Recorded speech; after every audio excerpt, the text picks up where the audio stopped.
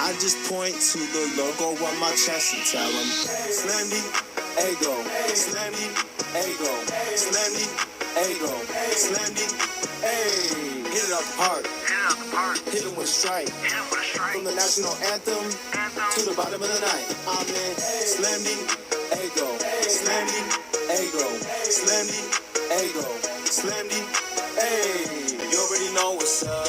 What's that? Another home run. We should know the job ain't done till we hold that trophy up. Hey.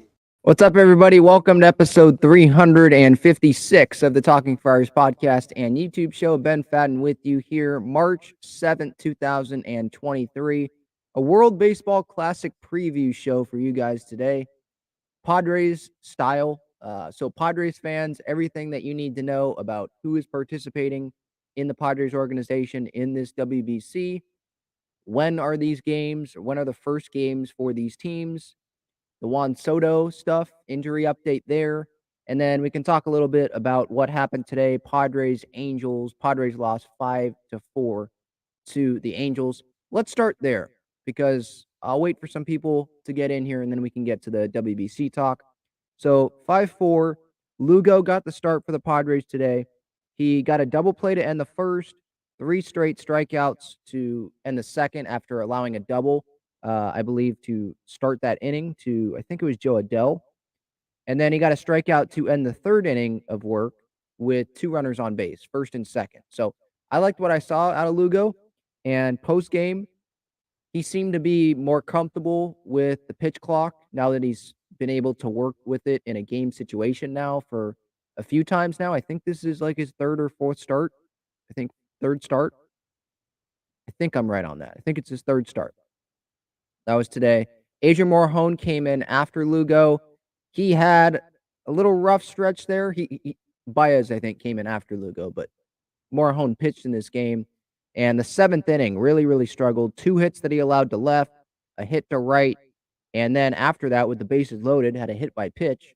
Now, I did want to mention, I have to be fair, the base hits that Morejon allowed were soft hits. They weren't like bullets to left and right, but they were still hits. And then with the bases loaded, he still did hit a guy. Maybe he's working on stuff because it is spring training. Like, these outs that he's getting don't really matter, but I think that they do matter at the same time. Like, it doesn't matter because these aren't actual big league games that matter. They're not regular season games. But Adrian Morejon, he's trying to make the roster, right? Like, I don't see him as a starter in this rotation. Even if Musgrove doesn't start the season, I don't think he's in that group right now. Maybe he's still being considered as a 6-starter candidate with Groom and Tehran and Weathers and Honeywell, right? Those guys. But I would not put him in that group. It is March 7th and it's early, but I think he's probably better out of the bullpen. But out of the bullpen, who is going to be that long man? Right now, it's probably Nabil Chrismat. And who else is in the bullpen right now? Hader, Suarez, Garcia, Hill, Steven Wilson. That's 6 right there. And so it's one more guy, I guess. Who is that one guy? Is it Morejon? Do they want Honeywell to be in the bullpen? Right? If Musgrove makes the opening day roster because he's able to start the 6th game of the season, then I don't know if Morejon makes the roster. We also got to realize that Julio Tehran, if he doesn't make the roster, he can opt out of the contract to go sign with another team. So maybe the Padres think that, hey, Tehran, he's pitching well, and if he continues to pitch well, hey, we don't want him opting out of this deal. We got to have him on the roster. And if he's on the roster as, let's say, the 6th starter, and they have Chrismat and Musgrove doesn't go on the IL to start the year, which there's still a chance of that, then I don't know how Morejon does make the roster. Again, I don't think this outing is going to stand out to the Padres at the end of spring training and be like, well, remember on March 7th against the Angels, he sucked, so we shouldn't have him on the roster. But right now, I guess I'm just more confident that Groom, Tehran, Honeywell, like those guys, Chris Matt. I think those guys are likelier candidates to be the sixth starter and be on the roster than Adrian Morahone. I don't know. What do you guys think about that? Do you think that Adrian Morahone is going to make the opening day roster? Or do you think that he's probably on the outside looking in? I feel like he's probably, as of now, would start the year in AAA, but I'm not sure. I mean, the Padres, if they use him in the bullpen as a reliever, and he's one of the last relievers on the roster, I don't think that's a bad thing. Like I still believe in Adrian Morahone, but if they're pitching in multiple innings, trying to pitch in multiple innings like they are right now in spring training, I don't really see him making the big league roster, or at least making an impact on the big league roster as a multi-inning guy at the beginning of the year when they're already going to have six starters in the rotation, most likely. You add Chris Matt, that's seven, and then you have just six other regular relievers. So that's my thoughts as of now for Adrian Morahone and what's happening there. But not great from Adrian today in spring training. But it's spring training. It's just one game. It's just one outing. But again, I would put, in terms of my confidence right now, I would put Weathers, Groom. Who am I missing? Tehran, Chris Matt. I put them all ahead of Morahone right now. Honeywell probably ahead of Adrian Morahone right now. All right, so not a whole lot to talk about with the Padres game today. That was pretty much it. Lugo and Morahone. I could play. There was some interesting stuff that Seth Lugo said in his post-game media scrum, media availability after his start. So I do want to play that. So I'll play that right now. Here is Lugo after the game. 3 and a third scoreless innings. He struck out, I think, 3 in a row in that second inning. 4 times up and down. How did that feel? How does everything feel? Felt good. Felt good. I feel like mechanically I stayed where I wanted to be. I don't feel like I got tired out there, so I feel like I'm in a good spot. Is fatigue with the pitch clock different than like what it is when you're the other games you started previously? I don't think so because I always work pretty quick. So there's a couple situations where you want to take a breather, but I think with guys on, that's generally when you want to do it, and you got a couple extra seconds. So I think I'm getting used to it now. You're dealing with adding and having to add endurance this year. What did you do to get ready for that? A lot of running, a lot of conditioning in the off season. Yeah. So you'll be set. You were making that jump anyway. Like a lot of starting pitchers are going to have to increase their ability to work quicker. And yeah, I feel like just the way I pitched, forever, just being quick like that. First couple bullpens throughout here, that we had a little clock, but not even paying attention to it, and I was on time. So I like to work quick, anyways. Is starting like riding a bike? Like, are you back into the routine of being a starter and all that? Ramping up for the season. I'm getting there. I think just mentality as far as pitch sequences and how I'm going to execute certain pitches in certain parts of the game. That's a work in progress. What's different about your day to day? It's more scheduled. As a reliever, building up in spring at least, you know which days you're pitching, but you got to turn around and be ready to pitch in a day or two or the next day. So, having a routine and being able to focus on a few things, I think that's really helping me get in the spot I want to be. What was different about your off-season routine? You said running. Like what? Anything else change or here? No, I kind of did similar workouts. Ran more, threw a lot more. I started throwing about a month earlier. I started throwing bullpens a few weeks earlier than I usually would, and try to get to a higher pitch count quicker and just kind of sit there and build up intensity once I got to about 30, 35 pitches. And that's about it.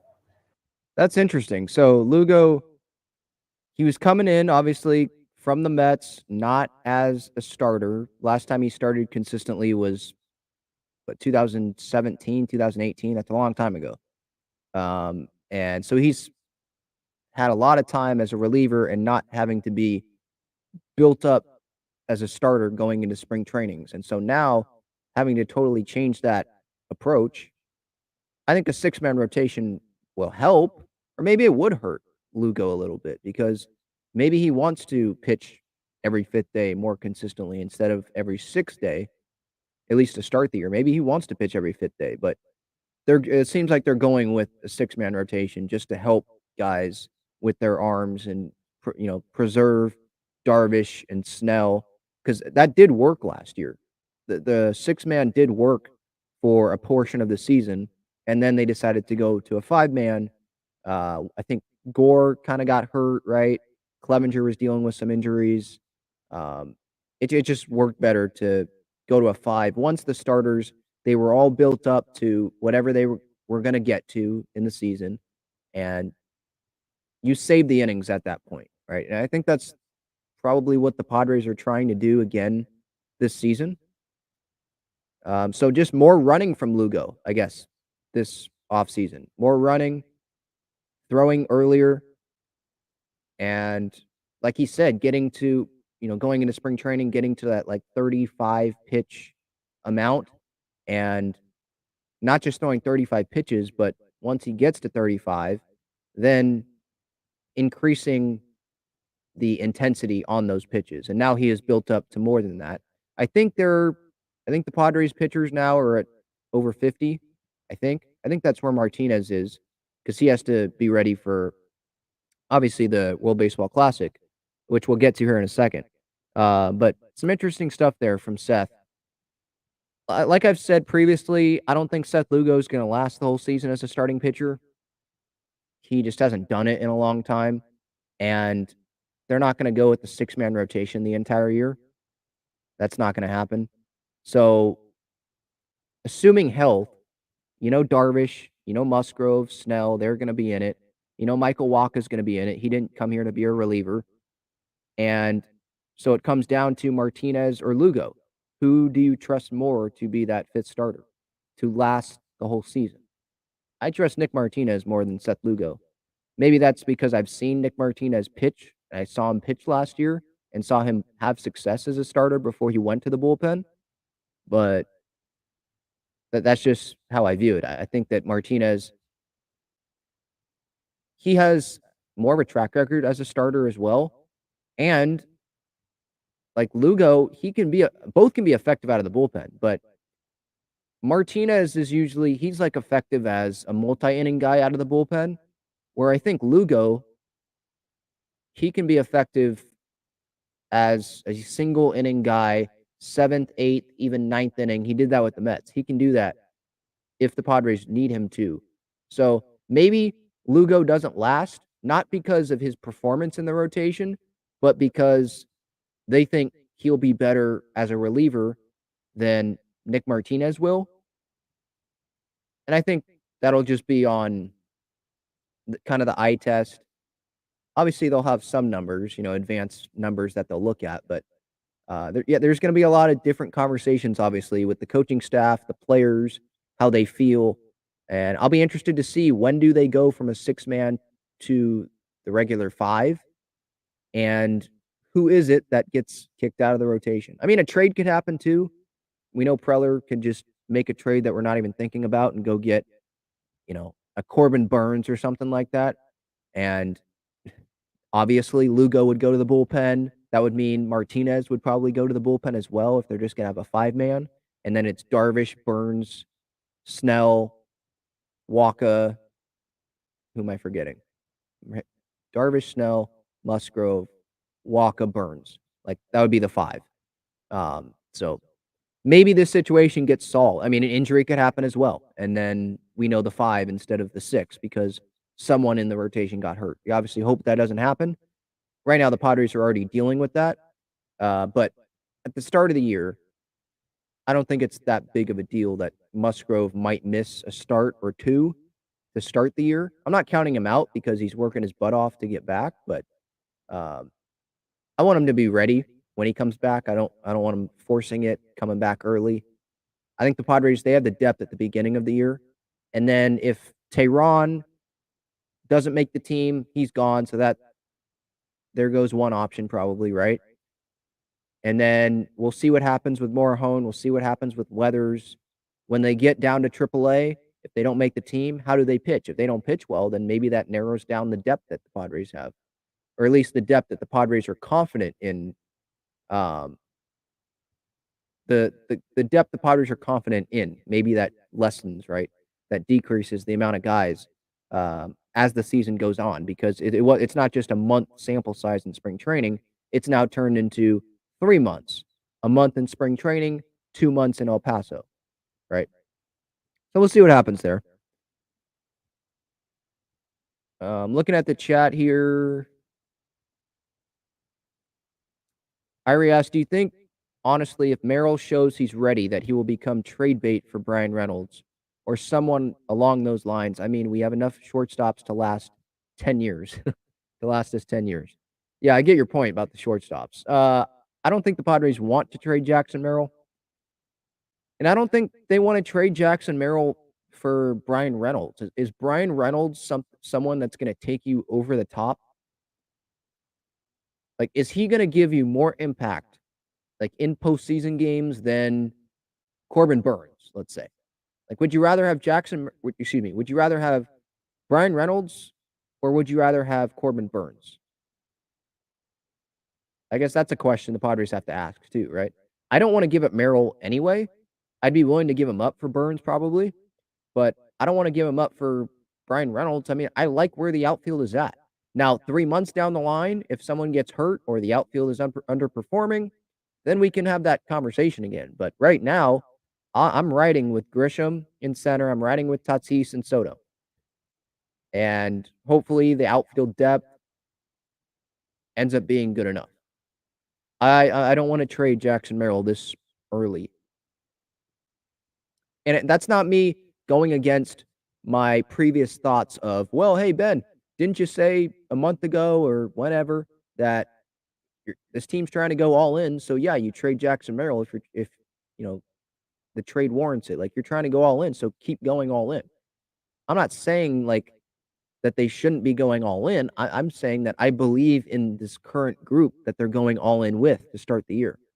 So I don't want to pull the trigger on that right now. I want to see this team play on the field in the regular season for a good amount of time before you go trade the top prospect in the organization.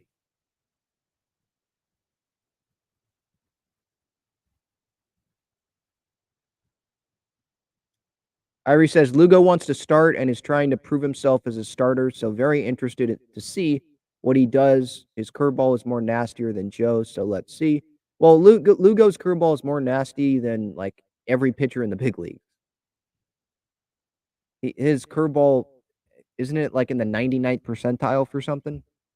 So that's not really a slight against Joe. That's more like praise on Lugo on the breaking ball. But yeah, I'm interested in seeing what Lugo does as well, obviously. All right, let's get to the WBC, huh? Check out Gaglione Bros' famous cheesesteaks and garlic fries on Friars Road. You can visit their website, gaglionebros.com, for their entire menu and enjoy their cheesesteaks and fries at Petco Park and Snapdragon Stadium as well. All right, WBC time tonight, 8 p.m. Pacific time, Fox Sports 1, Netherlands against Cuba. Former Padre Jurickson Profar, current Padre Xander Bogaerts headline Team Netherlands. And Bogaerts is one of 10 Padres, at least from who I have counted. Seth Lugo, I think he was supposed to play for Team Puerto Rico, but he's not playing for them. He's not listed on their roster. He obviously just started today. He would already be gone, I think, if he was with Team Puerto Rico. So I'm not counting him. 10 Padres. Bogaerts, Team Netherlands, tonight, 8 p.m. is their first game. Ha-Sung Kim, Team Korea. And his first game is tomorrow, 7 p.m. Yu Darvish, Team Japan. Him and Shohei. Man, that's going to be fun to watch. Thursday at 2 a.m. Pacific time is Japan's first game. Don't know if I'm going to be up for that. Chris Matt and Julio Teheran playing for Team Colombia. Their first game is Saturday at 11:30 a.m. Pacific time. Chris Matt is starting that game because I believe Jose Quintana had to bow out of the WBC because he's dealing with side problems with the Mets. So Chris Matt starting game 1 for Colombia. Be rooting for him. Nick Martinez, Team USA. That's the team I'm rooting for in the WBC. I know some are going to be rooting for the Dominican Republic because Manny's on that team, Nelson Cruz, Juan Soto. Like, the star power is on Team DR, but I've never been to the Dominican Republic. The Padres at least have a representative on Team USA. If they didn't have a representative, then maybe I'd feel a little bit different, but I root for Team USA in soccer in the World Cup. I root for them in the Olympics. I'm going to root for them in the WBC. Team USA, first game Saturday at 7 p.m. Who are they playing? First game, Great Britain, I believe. Nick Martinez, according to Bob Nightingale, he is scheduled to start Sunday's game for Team USA. Adam Wainwright should be starting on Saturday in game 1. And then the rest of the rotation, I think Miles Michaelis is there. And Brady Singer's on the roster, but I don't think that he's scheduled to start that game.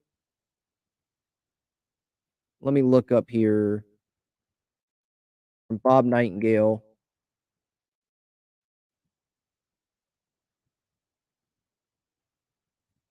Lance Lynn. So, according to Bob Nightingale, no official announcement, but the probable starting rotation, Team USA for the first round. Saturday, Adam Wainwright. Sunday, Nick Martinez against Mexico. Monday, Lance Lynn against Canada. And then Wednesday, Miles Michaelis against Team Colombia. Team USA does not have the strongest pitching staff. But, a lot of starting pitchers, they choose not to play in it because they need to get ready for their team season. Or the teams of those players, they can't keep players from playing, but they probably go to that player and say, hey, we can't force you to not play. If you want to play really badly, then you can play. But we'd prefer you not to. We'd appreciate it if you didn't play. So that's why you're not seeing Verlander, Scherzer, Cole, right? The big guys, DeGrom. Those teams definitely don't want those guys participating. And some of those guys probably are like, I don't want to go play for Team USA when that might mess with my preparation a little bit, my build up for the season. Even though it's, according to Nick Martinez, it's not going to mess with his build up, but certain veteran starters that have been to spring training every year, they have a certain routine and they don't want to get that thrown off. But Adam Wainwright's another veteran who's saying, no, this is a great opportunity. I've never been asked to do this, so I'm going to go do this. And it's his last year in the big leagues. This is his last time to do it. Last chance. First chance. Last chance. So he's going to do it. But Nick, I'm going to be rooting for him. I'm excited to see him pitch. Obviously, whenever he takes the mound, whenever anyone is going to be on the mound for the Padres, whenever anyone's going to be on the field or at the plate, we're going to be worried about injuries. But as long as these guys are not playing Team USA, I'm going to be rooting for those guys, right? Manny, Cruz, and Soto, Team DR. Their first game is Saturday at 4 p.m. The update on Juan Soto, the latest update, according to 97.3 The Fan, I think Sam Levitt probably tweeted this out this morning, said Juan Soto told reporters that his calf feels 100%, and the plan is for him to depart for the WBC later this week. So that's great news. His calf is 100%. That's not what I was really getting from Bob Melvin yesterday when he was speaking to the media. I didn't think he was 100%, but I think he's trying to be a little precautionary here because he doesn't probably want Soto going to the WBC because he's the Padres manager and he doesn't care what the Dominican Republic does. But look, his calf being 100%, it's great news. I want him to be healthy. As I said yesterday, I'm fine with him playing in the WBC. I wish that he didn't, but if his calf is fine, he says he's good, he's healthy, I'm fine with him doing it. It means so much to those DR players. I feel like it means the most to that country, Dominican Republic, and Japan. I think it means the most to those two countries to be playing for your country in the WBC. Team USA, the players that are playing, yeah, they love it. They're excited for it. It means a lot to them. But I'm talking about like countries where players would hit 9th in the lineup to go play for that team. Like, that's how much they care about it. Juan Soto was telling his manager, I don't know who the DR's manager is, but he was telling that guy, like, I'm willing to hit 9th in this lineup. That's how much I want to play. Are you getting that from Trey Turner? Are you getting that from Mookie Betts? Maybe. Those guys did accept the invitation to play for Team USA. I would accept the invitation if I was a center fielder for the Padres organization and they invited. Yeah, I would accept it because that would be cool to play in it, right? But some guys, they probably just don't think that it's that important to them. And that's why you're seeing it's the DR team is so stacked, and that's why you're seeing they're the favorite in this tournament because all of those players really, really want to play. Team USA, there's going to have a lot of talent anyway, just because of how many options Mark DeRosa has to pick from, because there's a lot of players that come from the US, most do.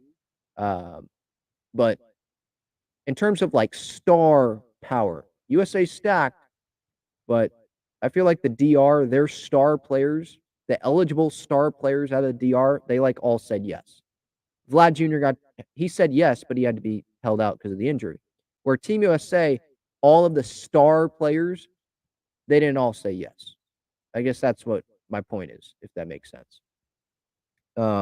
Brett Sullivan, he is the last Padre participating in the WBC, at least that I'm thinking of. He's going to be playing for Team Italy. Mike Piazza is the manager. So Brett Sullivan, Team Italy, Thursday at 3 a.m. Pacific time is his first game. Any Padres fans going to be up at 3 a.m. watching Brett Sullivan? I don't know. Hats off to you if you are. Now, if Darvish is starting one of those Japan games and it's like 3 a.m., I'm probably getting up for that. I might get up for the Japan game, to be honest, just to see Shohei and see that crowd in Japan. Like, man, in those exhibition games, it was sold out. It was like it was a WBC final or a World Series game. That's how many people were at those Japan exhibition games where Shohei was hitting 2 home runs in a game the other day. So that's what I'm saying. Like, in an exhibition game, is Chase Field getting sold out to go see like one player? I don't think so. In a Team USA exhibition game, which I think they're having maybe tomorrow, maybe that's their first game. Let me check that schedule. I did see that because every country is having exhibition games. Let's see here. March 8th. Because Team USA, they're training at the Giants Scottsdale facility, I believe.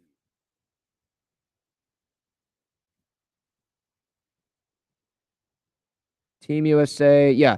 Tomorrow at 6, they're playing the Giants at the Scottsdale Stadium. So that's one of their scrimmages. Do they have another one on Thursday?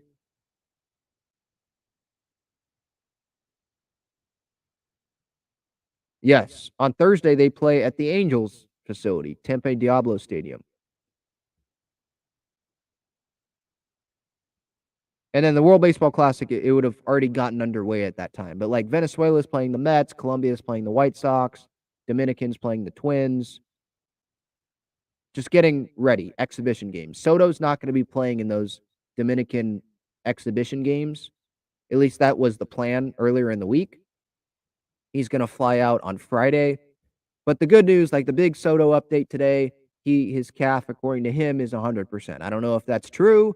We don't know if that's true, right? No one's going to know that really except Juan. But you hope it's true because I don't want this guy's calf to be like 70% and he's going out there and trying to bust it down the line in a game that doesn't matter for our season, right? I know he cares a lot about the DR, so I understand why he wants to do it, but Padres fans, do we really care about what the DR does? No. So that's the Padres player preview for the World Baseball Classic. Who are the favorites in this tournament?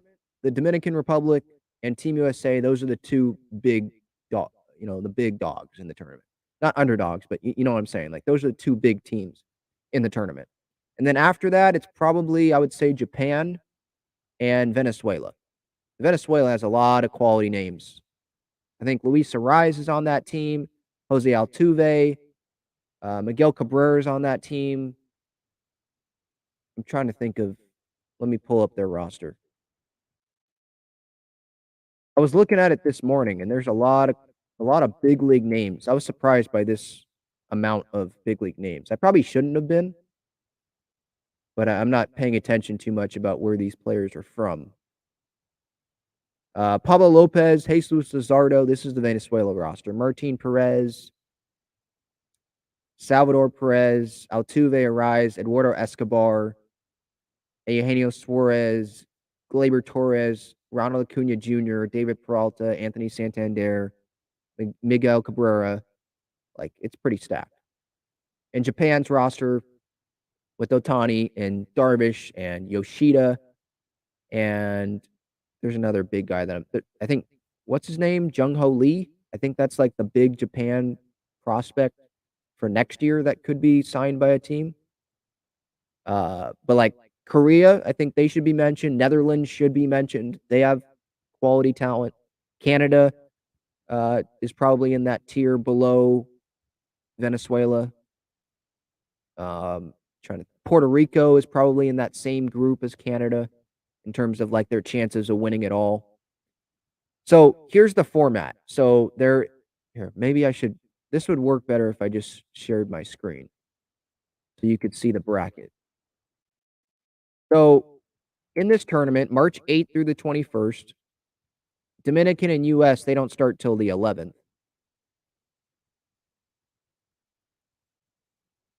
But here is the bracket. If my computer is going to work. Okay, here we go. So as you see here, Pool A is the Xander pool. And they get started today. Netherlands and Cuba. And then the other teams, I think, play tomorrow. Or at least one of the two teams, one more game, I think, is tomorrow. I think Netherlands plays tomorrow too. So yeah, they all get going. So Chinese Taipei, Netherlands, Cuba, Italy, Panama, the top two teams in that pool, they advance to the quarterfinals.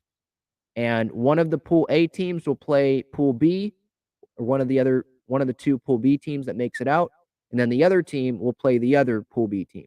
So Pool B, Japan, Korea, Australia, China, Czech Republic. Japan, I think, is a lock to get out of that. I'd probably go Japan and Korea. So Japan would play either probably Netherlands or whoever the second team is. So the Pool A winner will play Pool B runner-up. The Pool B winner, so probably Japan, will play the Pool A runner-up. So I'm thinking it'll be Cuba or Italy. I think Netherlands will win that. And that would be the left side of the bracket for the podcast audience. Left side of the bracket, quarterfinal 1. Technically 1 and 2, because those would be two games. And then if you look at Pool C, USA, Mexico, Colombia, Canada, Great Britain.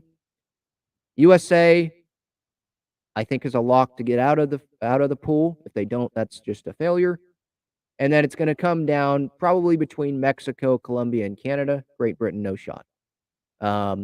So USA, let's say they win Pool C, they would play the runner-up in Pool D, which will probably be Puerto Rico or Venezuela. Pool D is probably either Pool C or Pool D is the deepest group. Pool D, Puerto Rico, Venezuela, Dominican, Israel, Nicaragua. Those are three legit teams. Puerto Rico, Venezuela, and the DR. DR, we think, would win that, right? So they would play the runner-up in Pool C, which would probably be Canada, Colombia, or Mexico. So hopefully this is making sense.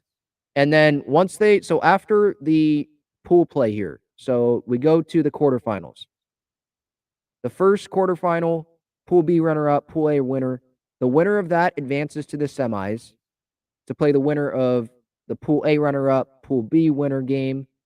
It's single elimination. Once you get out of pool play, it's single elimination. I know some baseball fans, they're not going to like that because it's baseball, right? Like, we're so used to playing series in games that matter, right? Postseason time, it's best of 5, it's best of 7, it's best of 3 in the wild card series, right? But this is in the middle of spring training. It has to be condensed, and this is the way they've done it. So it's single elimination in the quarterfinals. The winner of that advances. The loser is done. They just go back to their spring training camps. And then you win the semifinal, you advance to the final, the championship game, and the championship March 21st in Miami. Whoever wins, wins. The loser is just the runner-up. There's no series. There's no series in the championship. There's no series in the quarterfinal. There's no series in the semis. It's all single elimination. It's like the World Cup in soccer. Pool play and then knockout games. They don't call it knockout rounds, but it is the knockout rounds. Once you get past pool play. So there are some people that don't care about the World Baseball Classic and they just care that the Padres come home healthy. Ultimately, that's what I care about most, right? I care about all the Padres being healthy, but I love the WBC. I remember getting the Team USA WBC hat before the 2017 WBC, and I wear that thing all the time still. So we haven't had one since then, and I'm super excited to watch it again and be rooting on Team USA and rooting on Padres players. If they're not playing Team USA, definitely rooting on Nick Martinez when he starts. So it'll be fun. If you don't like it, you're not interested, then I guess you can skip through whenever I talk about the WBC over the next couple weeks on this show, because I will be talking about it. I will have updates, Padre player updates, or just what's happening in general in the WBC, when Padre players are going to be playing in the tournament. So again, Bogarts tonight at 8 p.m. Kim tomorrow at 7 p.m. is his first game. I don't know when Darvish is pitching, but Japan's first game is Thursday at 2 a.m. Chris Matt starts Saturday at 11:30 for Colombia. Martinez should be starting Sunday. Team USA's first game is Saturday at 7. Machado, Cruz, and Soto Saturday at 4 p.m. is the first game, and then Brett Sullivan, Team Italy, Thursday at 3 a.m. Kirsten says Japan versus the Dominican. I'm guessing you think that's going to be the final? I don't think you're the only one that would guess that. I'm hoping it's Team USA against Japan. I'd love to see that. I mean, the world would probably love to see DR against Japan, if we're being honest. Like, see Ohtani go up and play against... Well, I mean, actually, the world maybe might want USA-Japan because they might want to see Ohtani against Trout and Ohtani pitch against that Team USA lineup. It doesn't matter who... I mean, if Ohtani's pitching in the championship game, let's say, him facing the DR would be amazing to see, too. It would be like the All-Star game, but it actually matters, right? Ohtani's not just pitching one inning. He'd be pitching his butt off to help go, win the WBC for his country, right? And DR and Japan, again, like I said earlier, I think those are the two countries that care the most about this. Or like the players that are the best players of those countries, they care about the WBC the most, if that makes sense. Like, it didn't seem like Ohtani was going to miss this thing for the world. Darvish was not going to miss this thing. Manny, Soto, Cruz, they weren't going to miss this thing. They're playing in it. Where some Team USA guys, right, the best Team USA players, Trout's playing in it. I love that he's playing in it. Cannot wait to see him, wear the USA on his chest. It sucks that Bryce Harper is hurt. But just getting back to my point, like, some, the top USA players, not all of them were like, yeah, I want to do this. I am not missing this. Some were like, yeah, that's going to screw up my progression for the season, and so I won't do it. I understand. I totally understand some guys not doing it. Because the team that they play for is what is more important, right? But this only happens once every, 3 years? Is it 3 years or 4 years? I think it's every 3. But with COVID, they just didn't have it. So it's been 6 years. 2017 was the last time they had it. So maybe it's just... Maybe my excitement about it is just because it's been so long. I don't know. Because there are some fans that aren't really that excited. they're not going to be throwing on the Xander game tonight. I will, but they're not going to be throwing on the Xander game tonight. Later rounds, they'll probably watch it, but they're probably not going to be like that interested in pool play.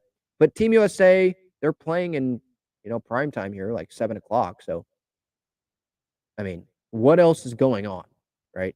Really, what else is going on that you're gonna want to go watch something that happens every year, or go watch some movie that you can watch whenever you want over the WBC, which happens once. It's happened once in the last 6 years, right?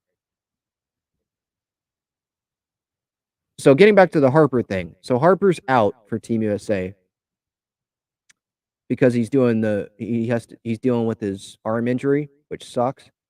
Because I would have loved to see an outfield of Trout, Betts, and Harper. I know Betts is a Dodger, but that's like a dream outfield.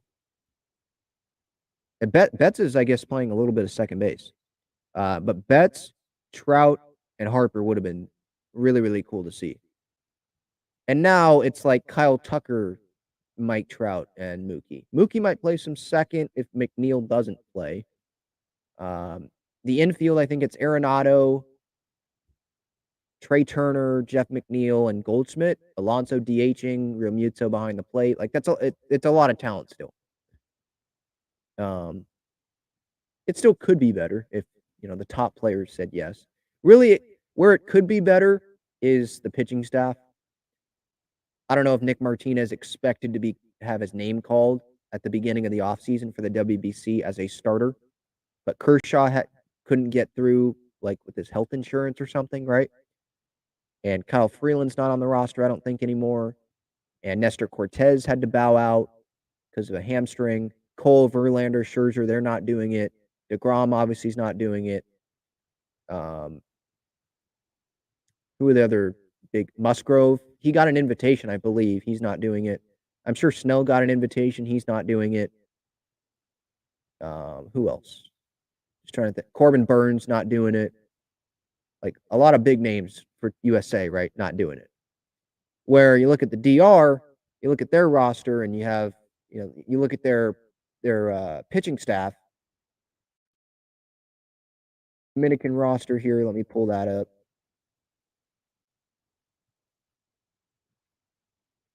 Sandy Alcantara is the ace, right? Johnny Cueto's doing it. Christian Javier. Gregory Soto in the bullpen. Hector Neris in the bullpen. Carlos Estevez. Camilo Doval. I mean, just gas. Diego Castillo. Genesis Cabrera. Brian Abreu. Right? And obviously, Luis Garcia for us. It'll be an interesting tournament. It's going to be a fun tournament, that's for sure. All right, let's get back to the chat here and see what you guys are saying. Alex says, my brother is stationed in Japan. Baseball fever is crazy at the moment. So much pride for their country and Shohei. Yeah, they go nuts. Like, baseball is their thing, right? That is their thing.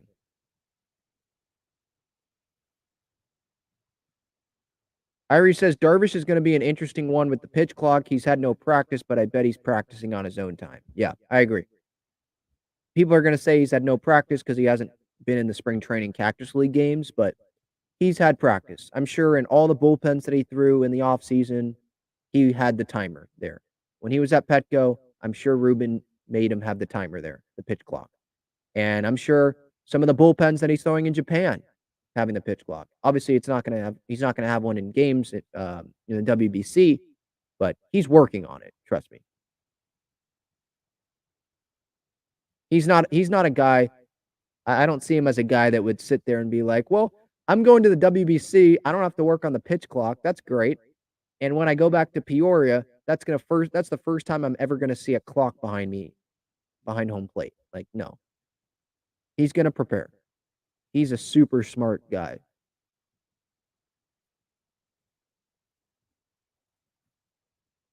Kirsten asks, which Padre will be the best in the WBC? Oh, man, that's a tough one. Well, I guess it depends on, like, do you mean, are you taking starting pitchers out of it, because maybe Martinez only starts one game and there's position players that have a bigger sample size, I think it's easy to say Darvish will be the best pitcher.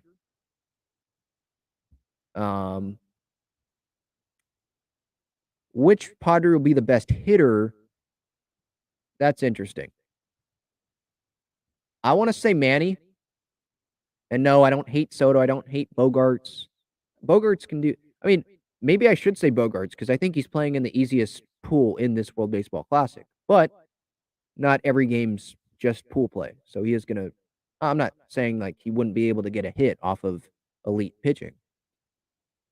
But that is a reason. Like pool play is part of it. So I guess that might factor into it. I would say Manny. Then I'll say Bogarts as the second best. I'd say Soto. I don't even know how much playing time Cruz is going to get just because of how much talent is on that team on DR. Yeah, I'll say I'm not. I guess I'm forgetting Ha-Seong Kim. Kim will probably have a really good tournament too. But yeah, I'm gonna go with Manny. I mean, look, did Adam Jones rob him in 2017? Yeah, but Manny steps. It seems like he steps up in those big moments. And World Baseball Classic like this, it seems like he is like the guy to step up. Playing in Miami, where he's from, like feels like that's the guy to pick. Soto, I mean, he's swinging the bat really, really well right now, though. I know that was just spring training and some of them are on backfields, but he's swinging it really well. And if his cap is fine, then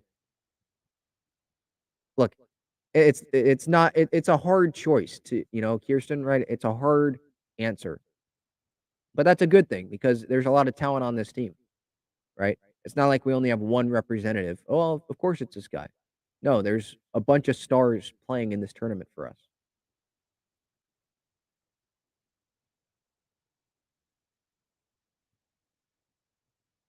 Iris says, I never watched a WBC game. Do they really go hard? Meaning, do they go all out like it's a playoff series, or do they take it a little easy? Oh, no, they go all out. Yeah. When the games matter, the exhibition games probably not, but when the games matter, starting with pool play, oh, you'll see it. Japan, they will go all out. DR, they will go all out. I would think USA will go all out. I mean, the Team USA roster, Giancarlo in 2017, Stroman's on Puerto Rico, by the way, and I was looking at their roster earlier this morning, and he had a Team USA hat on because that's who he played for in 2017. He's not good enough, I guess, to play for Team USA this year. But no, Stroman, right? Giancarlo, Hosmer. I hate Hosmer, but or strongly dislike him. But Goldschmidt sat on the bench because of how great Hosmer played during that World Baseball Classic stretch, right? I think Ian Kinsler was still playing, right, at that time. He was starting games. Brandon Crawford, right? Like, no, they went all out. They really cared about it. So, no, they go all out. Yeah, if they weren't going to go all out, they wouldn't be playing in the WBC. I feel like it's just different. Like when you're in those games and you have your country on your chest, if you don't go all out, aren't you going to feel bad? Like, aren't you going to feel pretty, like you feel like you let down your country if you don't hustle and that's why you didn't get on base and maybe someone hits a ball in a gap and you would have scored the game-winning run there, but you weren't hustling? Like, you don't want to let your country down. So, yeah, they definitely go all out.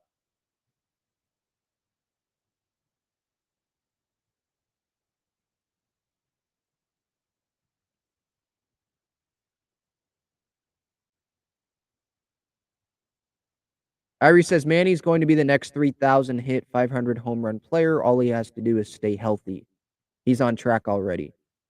Yeah, he's on track, but I guess I would have to look at the other players in the league. Like, I know he has to stay healthy, but where's Mike Trout in those totals, right? Like, how close is he? He has 350 home runs already, and he has 1,543 hits.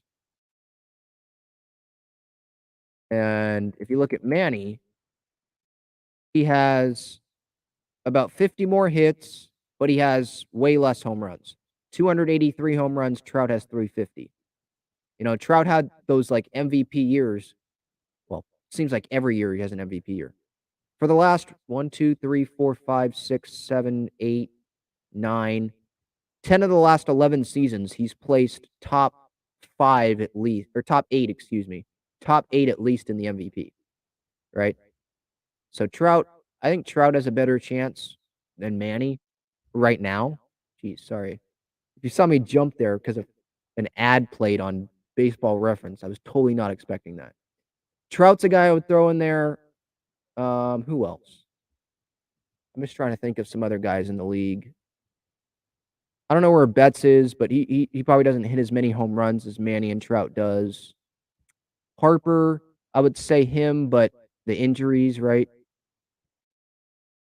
That has hurt, right? Trout, he's had injuries, but he still hits 40 home runs a year somehow.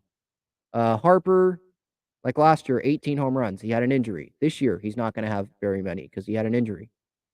He has 285 home runs, 1,379 career hits. So, yeah, he's a ways away. Bogarts, I don't know if Bogarts is going to get to the home run total. Yeah, he only has 156 home runs, 1,410 hits. I wonder where's Soto in this? No, he has a long career still. Okay, so he's only at 612 hits, 125 RBI, or excuse me, home runs, 125 home runs. But yeah, I mean, Manny's he's on Trout. He's on track to get there. I would say Trout. I'd give him a little bit better of a shot, but Manny's right there. So yeah, he's up there. Yeah, I agree. Bob Melvin is definitely crossing his fingers, hoping that his guys stay healthy in this WBC.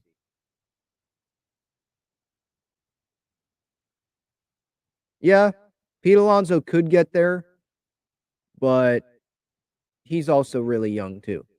He's not going to get there before Manny or Trout. He's way behind. He doesn't even have 150 home runs yet. Doesn't have 600 hits yet. I don't even know if he'll get there. If he does, he'd be way behind. All right. Let's get to some other San Diego sports here. So San Diego State, their game Thursday, winner of the Colorado State game against, I think, Fresno. I think that game is tomorrow. Some awards were announced today. Matt Bradley, first team All Mountain West, led San Diego State in points with 390 this year in the Mountain West games, conference games. And he led in points per game, 13. So good for him. Nathan Mensah, Defensive Player of the Year. He was voted on that by the Mountain West coaches. Second in San Diego State history in blocks. He also is third team All Mountain West. Lamont Butler, I love watching him play. He was voted by the media as the Mountain West Defensive Player of the Year. And he's also with Nathan Mensah in the third team All Mountain West. So congratulations to them. Who are some other guys that maybe should have gotten some consideration? Keyshawn Johnson stands out. Darion Trammell stands out. Do they have a Sixth Man of the Year award for the Mountain West? Mountain West basketball. Let me see if they did all the awards. Because, I mean, Adam Seiko could be up there for Sixth Man of the Year, right? It looks like all they did was reveal the All Mountain West teams. So San Jose State coach Tim Miles, Mountain West Steve Fisher, Coach of the Year. Amari Moore from San Jose State was the Player of the Year. Mensah, Defensive Player of the Year. Jared Lucas, Newcomer of the Year. Dan Aiken, Sixth Man of the... Okay, they do a Sixth Man. I mean, Seiko would be probably the Aztecs candidate there. I could watch that guy shoot all day. So Thursday, a big day. That game's going to be at noon, either Fresno State or Colorado State, I believe. Hopefully I'm correct on that. And congratulations to Bradley, Mensah, and Butler for winning those awards today. And they're going to be trying to hang another banner at the end of the weekend. Try to get another banner. Mountain West. Oh, they want to get a sweep here. Mountain West regular season conference champs and Mountain West tournament conference champs. The tournament, it's not as big as winning the conference, which they've already done in the regular season, because all it takes is you to have a really good weekend, right? Where the regular season, it takes months of you playing really well, right? And the tournament, the conference tournament, I mean, I know this is the women's side, but Washington State, they were like the 7th seed in the Pac-12 women's tournament, and they won the tournament. They beat Utah. They upset Utah, who was, I think, the 1 seed in the tournament. And then they beat Colorado, who was a higher seed. Then they beat UCLA in the championship game, I think, who was the higher seed. Stanford, who is probably a 1 seed on the women's side, they lost. Was it their first game? It was either the first or the second game. They lost. Yeah, I think they beat Oregon, and then they lost to, who'd they lose to? I'm blanking on who they lost to. It doesn't matter. They lost. They were upset by, now that I know it doesn't matter, but now that I was thinking about it, now I have to look it up. Oh, they lost to UCLA. Okay. That's not that bad. That's not like Utah losing to Washington State. But that's my point of the tournaments. Like, anything can happen. It's not as important. It's important because it guarantees you a spot in the tournament in March Madness, but the Aztecs are already there. This weekend for them, it's about seeding, right? If they want like that 5 seed, I don't think they'll get a 4, but if they want a 5 seed, then they gotta win games. I think they drop to a 6 if they like lost on Thursday, right? If they can get to at least the final, then they should be a 5 seed, I think.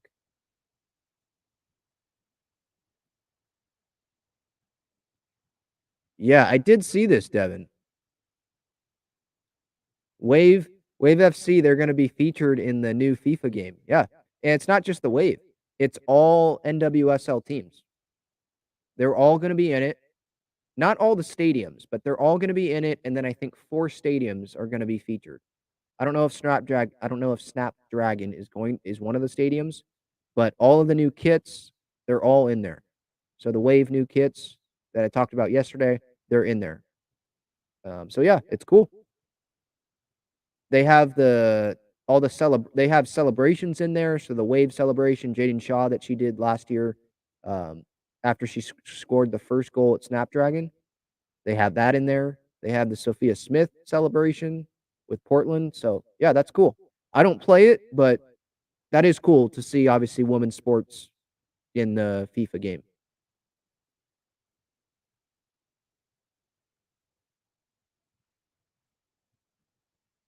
Irie says, if Manny gets to 3,000, 500 home runs at that point, do we debate who's the best ever Padre? I don't know about that. I mean, I guess we could think about that, but like Tony Gwynn was not a home run hitter. Like,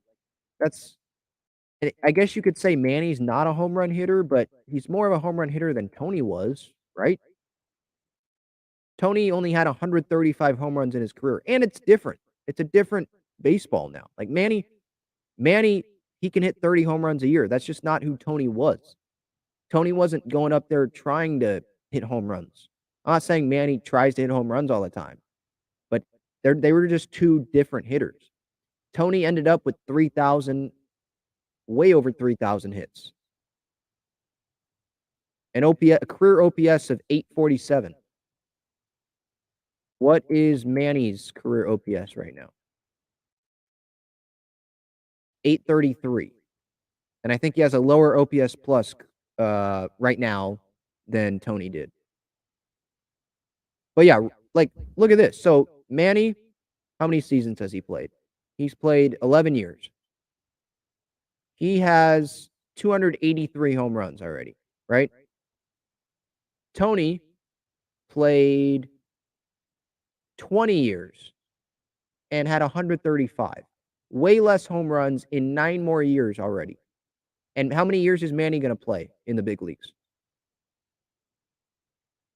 20, more than 20? Because he's already what'd I say? He already has 11 under his belt. 11 and then 11 more, at least. So yeah, I mean, those are just two different players. Manny will be at the end of the contract. Hopefully, Manny will be maybe a top 2 Padre of all time. Maybe I will say Manny's better than Tony just because I got to see him play, but that would be biased, right? It's too. If they were the same hitters, like if Tony was hitting 30 home runs a season, then I think we could compare that better. If Tony was playing in today's game or Manny was playing back then, I think we could compare it better. But both guys are going to be Manny's number is going to get retired at the end of this. Both guys, Manny's on track for the Hall of Fame. He's definitely going to be a top 2, top 3 Padre probably of all time. At the end of this, I would hope. Because how many? Look, I'm just going. Tony never hit more than 17 home runs in a season. That's just not who he was, right? Manny, how many seasons over 20 home runs? Excuse me, over 17 home runs does he have? 1, 2, 3, 4, 5, 6, 8 seasons. 8 seasons with more than 17 home runs. He has 6 seasons with more than 30 home runs. Like it's different games, different styles of play a little bit. That's just the way it is.